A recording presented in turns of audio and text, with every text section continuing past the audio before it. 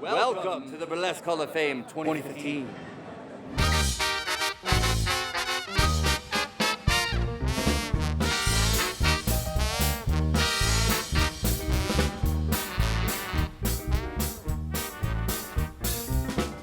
Hi, it's Blanche DeBris, and I'm blabbing about burlesque with Holly Von Sinn at the Burlesque Hall of Fame. What? I'm sorry. Let's do that again with the mic on. Okay. Some idiot. You and your idiotic stuff. My crew is the worst. Okay. I ready? leave now. Hi, Holly. Hi, Blanche. Look at you. All right. I like that hat. Thank you. I'm gonna go under it. Like Are you this. gonna? Oh, usually I get under you. I know. This is a reversal. Wow. So I'm into it. I came right from the pool. Oh, I see. Yeah. We see the beer cans. The beer cans. I drank it myself, Did you? And Yes. and you crushed them and I crushed them with my butt. with your butt. With my butt. That's one of my right. skills. Yeah. Is that? You want to? Okay. I'm just gonna take it off. Okay. And now my hair's all fucked up. No, you're good. So tell me what got you into burlesque? What about your? I got a history in like clown and theater. That's sort of in training. And literally, I was a pinup model in this rockabilly scene, and I was drunk at a burlesque show, and one of my friends walked up to me and was like, "Hey, you used to act, right?" And I was like, "Yeah." Like, "Do you want to be a burlesque dancer and be in my troupe?" And I was like, "Sure." And I did like my first show like less than a month later. Did like 3 group numbers, 2 duets, and a solo in my first show, like less than a month. And so you had to learn all that. Yeah, it was like the Wild West back then. There was Whoa. no burlesque where I was from, really. There was like one troupe, and then the second troupe started that I was in. So it was kind of, I was on the ground floor of my community. So yeah, it was just like, we didn't know what the hell we were doing. We barely, like, there wasn't even like really the internet. Like there was the internet, obviously, 'cause I'm not that old, but like there wasn't a lot of like burlesque on the internet. It was like, burlesque was like Dita Von Teese and like Betty Page. And so we just like, we didn't know what the hell we were doing. We were just making it all up. Just like, I was okay, gonna we say, get up there like, yeah, and we like- like take our clothes off. Music, okay, sure. And then how did that grow then? If you didn't have any sort of. Yeah, so we just kind of, we started picking it up, and because I'm from Edmonton, so we had gone, some people had gone to Vancouver and seen what Vancouver was up to. And there was a group already who'd been around for like years and years and years.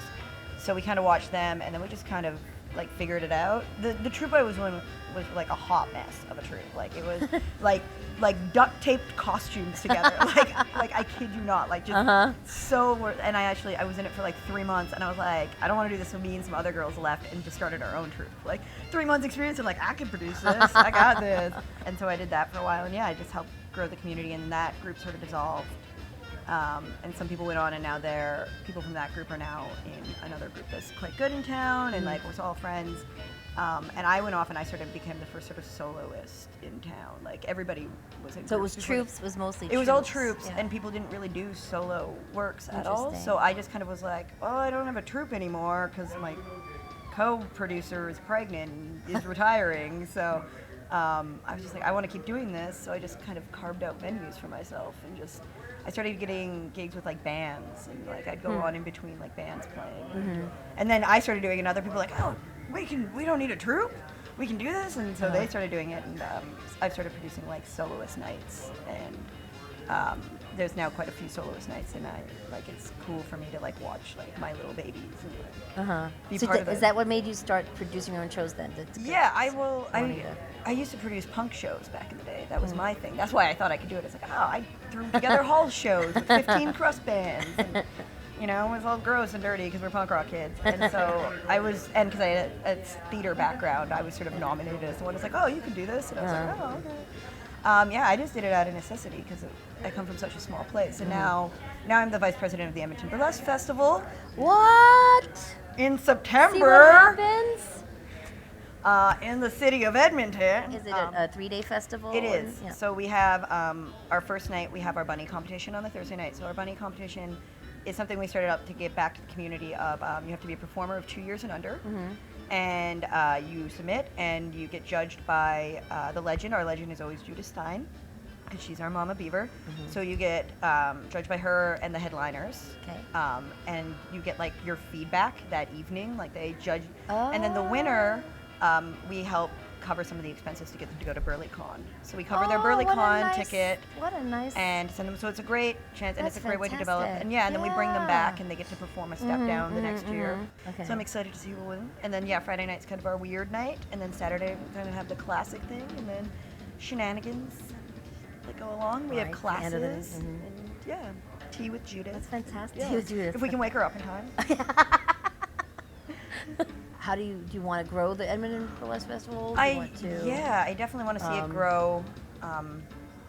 It's been cool. And I haven't even been doing this as long. I've only been performing for 6 years, less than 6 years. So I still don't know what the hell I'm doing as a performer. I would love to see my community grow further, and it really has. And I feel really confident in the performance we have now. I feel personally as a performer, I feel I need to move to kind of keep growing as a performer, and I think there's just for other reasons. So I keep getting sort of pushed to move out east, and I'm feeling that gypsy call to go Oh, really? move to the east and see what's up. Of Canada? In Canada, Yeah. unless an American wants to marry me, so Okay. I can live there. Are you single? It's just as hard to go up there. Are you kidding me? Yeah, it's very cold, and there's Yeah. bears Yeah. everywhere. Both. Like brown bears, or Both, or both. like Bears. bears. Okay. Yeah, it's great. It's fantastic. You just I like roving both. pans I of like- butch men like- just like crawling through the forest. Otters and you- pups. And, Yeah, I'm a fan as well too of that. I'm the bears. Thing? yeah, I like them either really hairy or really feminine. Or just, That's fun. I like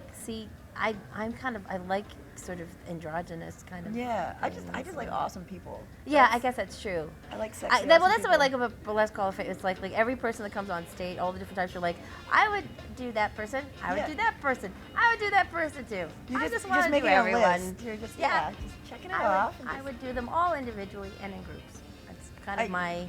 I feel like mantra. that's what B-Hop is about, though. Yeah. It's a lot of loves and leg humping. Yeah, I always have that. I always watch them That's like I always say the burlesque hello is like Yeah. or a motorboat or or the you know. motorboat. Yeah, I'm big into the crotch, and I hump and I'll Dry come up- hump. I know the you're a dry fan of hump, you're a fan of the dry hump. I'm the I fan, know that, but I yeah. always ask, may I hump you? Consensual. Consensual, dry hump. because you gotta, You know. people have their boundaries. Yeah. I actually don't like being touched in normal situations. I'm kind of a Really? standoff, But yeah. here it's Here it's is cool, and different. it's when I'm in character. When I'm, Mm-hmm. I'm very, because my day job is I'm a stripper. I work in a strip club, and so it's very much. Since working there, I have these very solid boundary lines, and I go out and people try to hug me, and I'm like, No. I just don't. To be with my special yeah, people. I have to feel do that. Yeah, I don't know. maybe I'm a curmudgeon. I'm kind of a serial hugger, I guess. I don't. You're a serial hugger. Yeah, I like Roving the night. I find handshakes awkward. I'd I'd love rather a good just hug a handshake. person. I you love know? a good really? handshake. Really? Let's do it. Let's See, I just feel like I'm It's a like good- I'm always like, well, that's a good. See, you know how to do it. Yeah, you gotta have a good handshake. Yeah, you've got a good gotta- one. You know, yeah. because some people like clammy, The like, clam hand, like yeah, or the limp. lamp. I always feel like I'm going in wrong or something. I don't know. Well, my favorite thing to do is do the weird where you rub the inside of the wrist, that's and a it just little- creeps people that is out. and kinda they're like, creepy. They're like, hey, Yeah. Blanche. I've heard people do that too. They rub the Yeah. inside of your palm. Yeah, it's- like, oh, I feel like we got this weird thing. like yeah. I feel like it's kind of we just got very intimate there. I know. It is feeling. Oh my, it's my first time with a I like- lady. Hi. Yeah, girl on girl handshakes. Into it. Now we're gonna find all different ways to do it. Yeah. Well, thank you for being here and listening to Holly Von Sinn and Blanche DeBris. And we're going out with a good handshake. Here we go. I've learned a lot from. Oh, she got creepy.